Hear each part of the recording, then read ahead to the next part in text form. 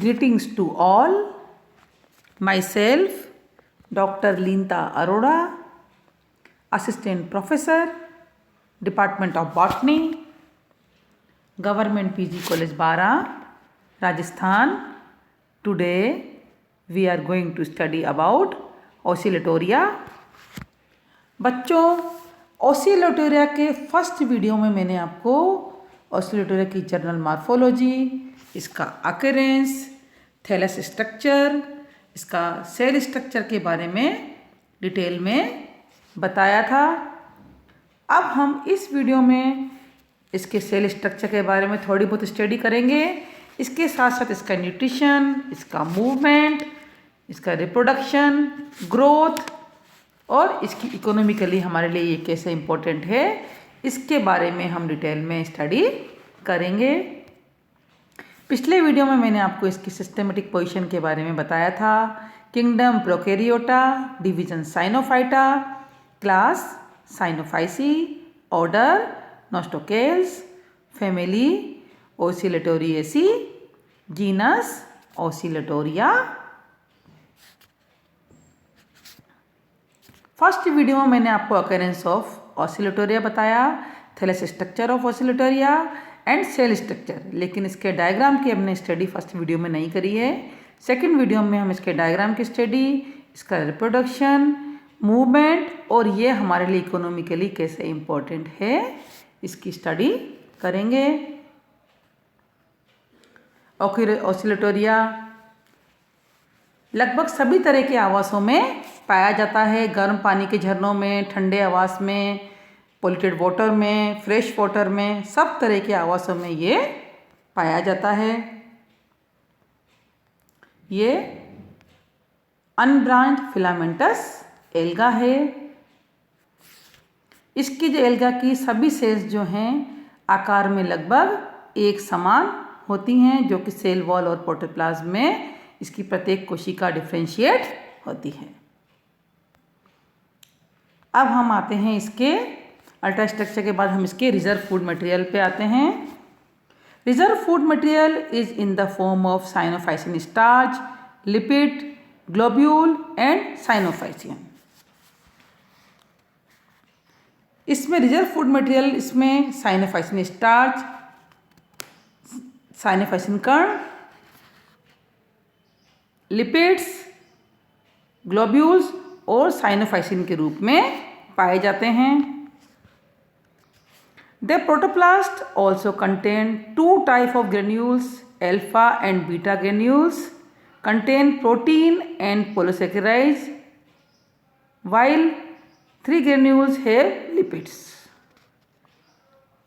Planktonic species of Oscillatoria possess gas vacuole or pseudo vacuoles which are devoid of any membrane.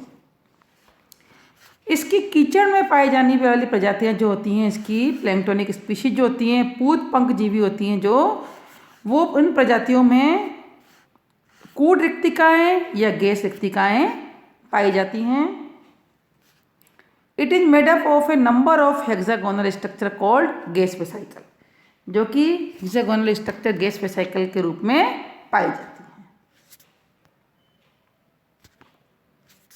हैं। ये आपको figure 2b में नजर आ जाएगा। फिगर 2a और फिगर 2b दिख रहा है आपको।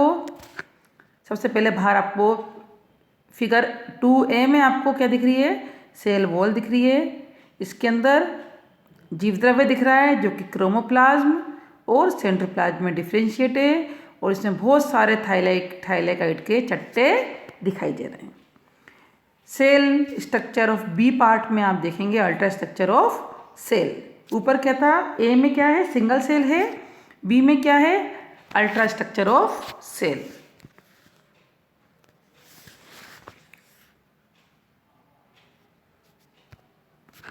बी में आपको दिख रहा है, सबसे भारी दिख रही है आपको म्यूसिलिनस शीथ, भारी रूप से दिख रही है।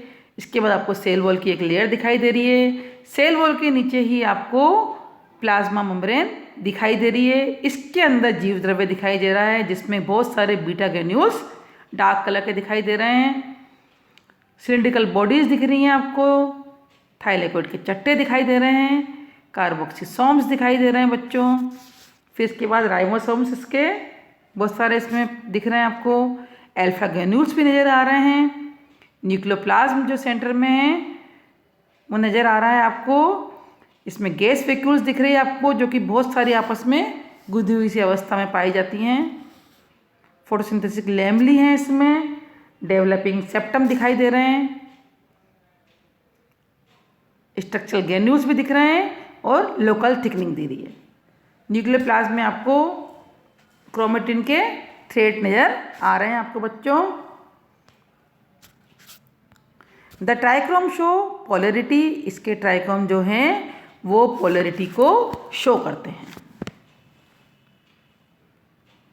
It possess characteristic apical cell, it may be cap like और covered by thick membrane called calyptra. इसकी जो एपिकल सेल होती है या तो केप की तरह होती है, कैपिटेट होती है, या ये थिक मेम्ब्रेन से कवर्ड होती है जिसे कि हम कैलिप्ट्रा कहते हैं। The apical cell may also be colonial dome shaped, the apical cell may be also be conical dome shaped, acuminate, oval, flattened convex or coiled, and according to the shape of the capsule the species are identified. इसकी apical cell या तो conical होती है या dome shaped होती है या acuminate होती है या ओवल होती है या फ्लैटेंड कॉन्वेक्स होती है या कोइल्ड होती है। एपिकल सेल के शेप के बेस पर ही इसकी स्पीशीज को हम आइडेंटिफाई कर सकते हैं, जो कि फिगर ए से लेकर एच तक आपको दिखाई दे रहा है। फिगर ए में आपको कैसे दिखाई दे रही है? कैपिटेट, एपिकल सेल दिख रही है आपकी कैपिटेट। फिगर बी में ओवल दिखाई दे रही है। फिगर सी में एक्यूमिनेट दिखाई दे रही है। फिगर डी में भी एक्यूमिनेट दिखाई दे रही है। फिगर ई में कैपिटेट दिखाई दे रही है। फिगर जी में एट्यूनेटेड दिखाई दे रही है। फिगर एफ में राउंडेड है और फिगर एच में इसके ऊपर एक कैलिप्ट्रा की केप जैसी कवरिंग दिखाई दे रही है। इस तरह इसकी एपिकल सेल के बेस पर इसकी स्पीशीज को अलग अलग तरह से आइडेंटिफाई कर सकते हैं। रिप्रोडक्शन इन ओसिलेटोरिया, ओसिलेटोरिया में जनन।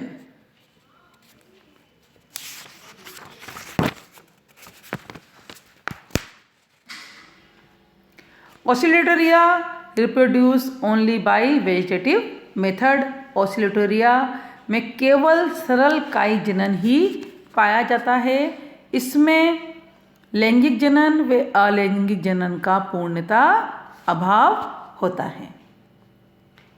कायिक जनन इसका बाय फ्रेगमेंटेशन और बाय हार्मोगोनिया, इसमें कायिक जनन विखंडन द्वारा होता है और हार्मोगोनिया द्वारा होता है। सबसे पहले पॉइंट पे आते हैं हम, बाय फ्रेगमेंटेशन यानी कि विखंडन द्वारा कायिक जनन।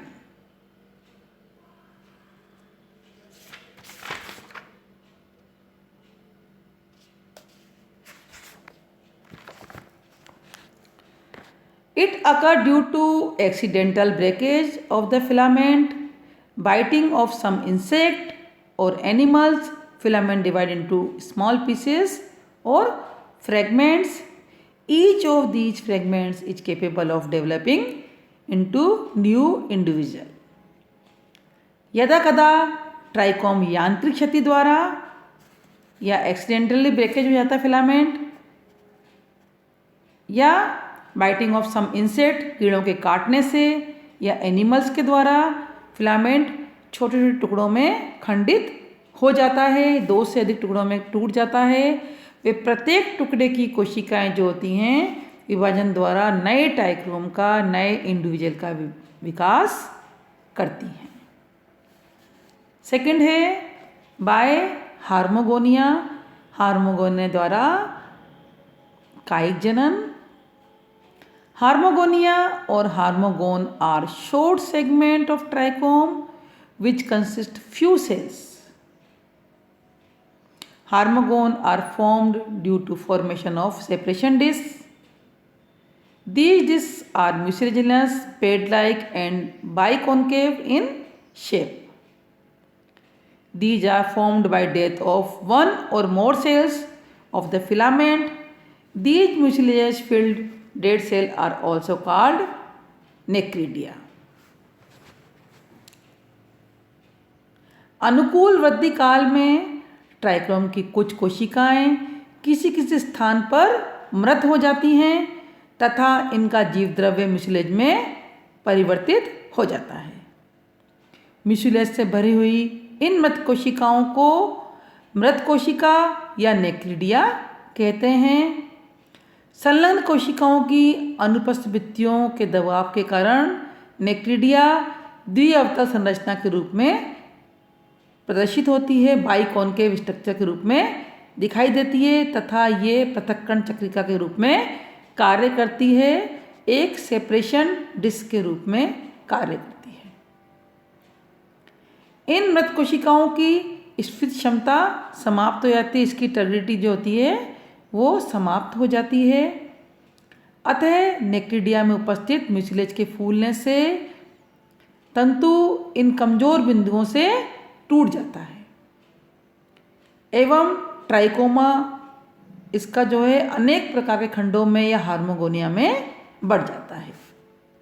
अब हार्मोगोनिया की कोशिकाओं के बारंबार विभाजन द्वारा नए ट्राइकोम का विकास होता है।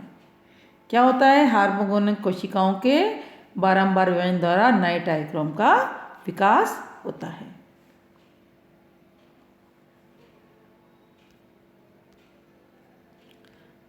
अब इसमें हम ग्रोथ पे आते हैं।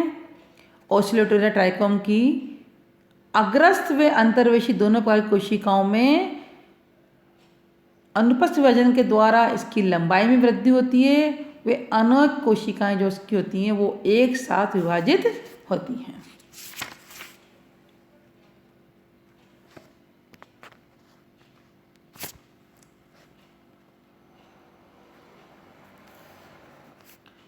अब हम आते हैं मूवमेंट इन ओसिलोटोरिया। ओसिलोटोरिया में गति। ओसिलोटोरिया में स्वतः गति पाई जाती है, स्पॉन्टेनियस मूवमेंट पाया जाता है। अधिक ताप व तीव्र प्रकाश में गति की आवृत्ति बढ़ जाती है। इस तरह इस शैवाल में दो प्रकार की गति पाई जाती हैं। एक तो है विसर्पी गति, ग्लाइडिंग और क्रीपिंग मूवमेंट, और दूसरी इसमें होती है ओसिलेटरी मूवमेंट, दोलन गति।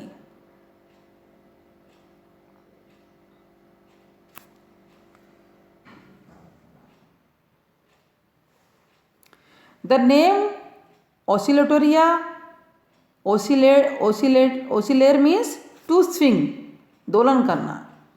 The name oscillatoria is given to this alga due to the peculiar movement shown by the trichome. It is called oscillatory movement.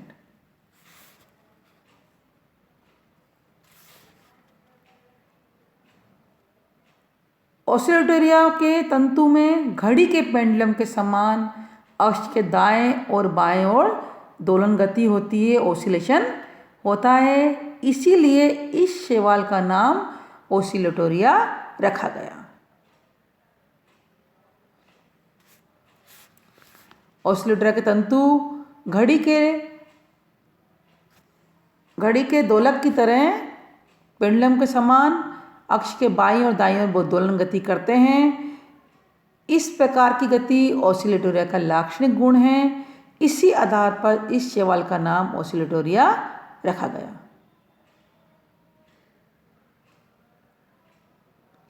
दोलन गति में तंतु अग्र व पश्च दिशा में गति नहीं करते हैं।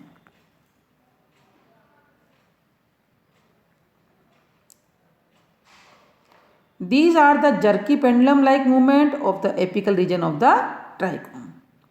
Some other movement shown by trichome of Oscillatoria are gliding और creeping movement. इसके अलावा कुछ और मूवमेंट ओसिलोटोरिया का फिलामेंट शो करता है, जिसमें से है ग्लाइडिंग और क्रीपिंग मूवमेंट, यानी कि विसर्पी गति।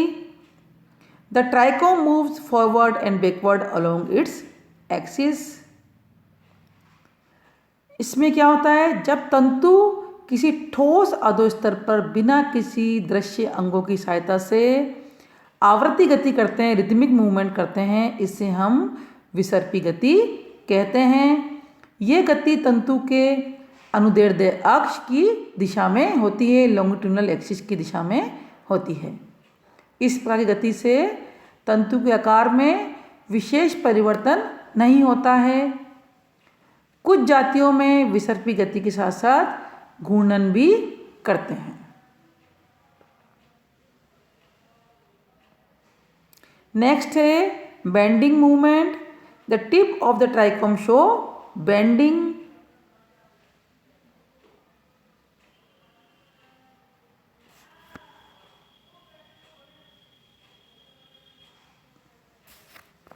इसके अलावा इसके जो कुछ ट्राइकोम है ग्लाइडिंग मूवमेंट तो करते हैं, ऑसिलेट मूवमेंट करते हैं, इसके एक्सक्रीटरी मूवमेंट भी करते हैं। शैवाल वैज्ञानिकों के अनुसार ऑसिलेटरी थैलस से म्यूसिलेज का उत्सर्जन होता है, जिससे कि इसका ट्राइकोम का अग्रसिरा आगे और पीछे की ओर गतिशील होता है। इसे हम कहते हैं एक्सक्रीटरी मूवमेंट। इसके अलावा इसमें घूर्णन गति भी होती है, रिवोल्यूशन मूवमेंट भी होता है। इसके अंतर्गत ट्राइकोम का टर्मिनल सिरा क्लॉकवाइज और एंटी क्लॉकवाइज दक्षिणावर्त व वामावर्त रूप से एक ही दिशा में वृत्ताकार गति करता है। इसे हम बोलते हैं घूर्णन गति। इसके अलावा इसके तंतु के शीर्ष पर स्थित अदृश्य पक्षमाभों द्वारा भी, सीलिया द्वारा भी गति होती है। कोशिका भित्ति पर उपस्थित छिद्रों से स्रावी श्लेष्म पदार्थों से गति होती है। गति तंतुओं के शीर्ष से आधार तक चलने वाली संकुचन तरंगों के कारण भी इसमें गति होती है। रिदमिक कंस्ट्रक्शन वेव्स के कारण गति होती है। नीलय शैवालों की गति तंतुओं की कोशिकाओं के परासरणी दाब के समानुपाती होती है। इसके अलावा ओसिलोटेरिया में एक बच्चों आपको एग्जाम में 1 नंबर का क्वेश्चन आ जाता है, what is Gaidukov effect, Gaidukov phenomena, what is Gaidukov phenomena, Gaidukov घटना क्या है। इसमें बच्चों आपको लिखना है कि गाइडुकोव ने, एक साइंटिस्ट था गाइडुकोव ने 1902 में प्रक्षेपित किया कि ओसिलेटोरिया की जातियाँ विभिन्न तरंगदैर्ध्य के प्रकाश के प्रभाव से विभिन्न छाया विकसित करती हैं। क्या है, ओसिलेटर की कुछ स्पीशीज होती हैं जिन पर हम विभिन्न तरंगदैर्ध्य का जब प्रकाश डालते हैं तो विभिन्न प्रकार की ये शेड्स को विकसित करती हैं, विभिन्न प्रकार की छाया विकसित करती हैं। एग्जाम्पल, ओसिलेटोरिया की एक जाति लाल प्रकाश में हरे रंग का, हरे प्रकाश में लाल नीले रंग का, पीले प्रकाश में नीला हरा रंग दर्शाती है। कैसे, ओसिलेटोरिया की एक स्पीशीज है, अगर उस पर हम लाल प्रकाश डालेंगे तो वो हरे रंग की दिखाई देगी, हरे रंग का प्रकाश डालेंगे तो लाल नीला दिखाई देती है, पीले रंग का प्रकाश डालने पर नीले हरे रंग की, नीला रंग ये दर्शाती है। प्रकाश के पूरक रंग परिवर्तन को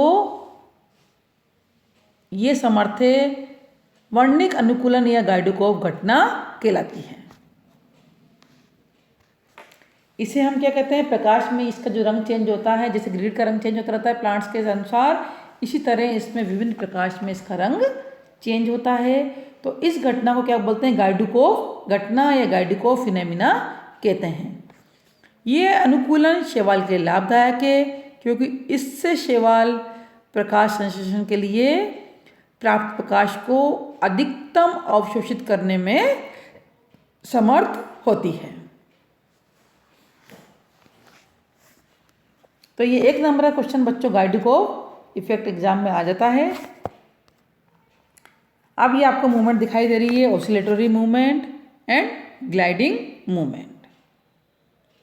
लाइफ साइकिल दिखाई दे रही है आपको इसमें, बाय फ्रेगमेंटेशन और by हार्मोगोनिया।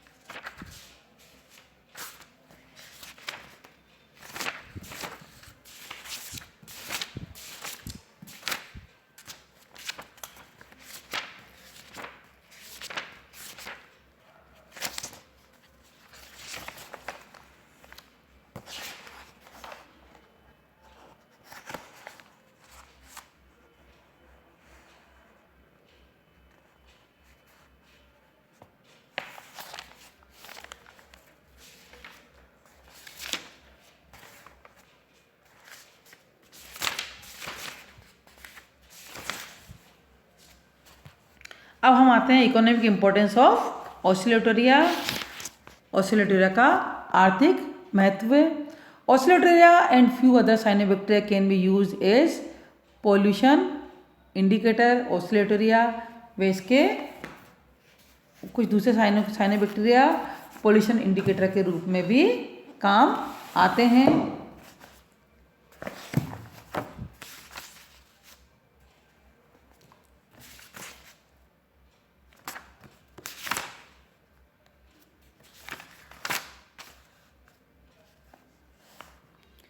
Super blue green alga are basically expensive pond scum in which cyanobacterium is a single celled organism which produces its own food through photosynthesis।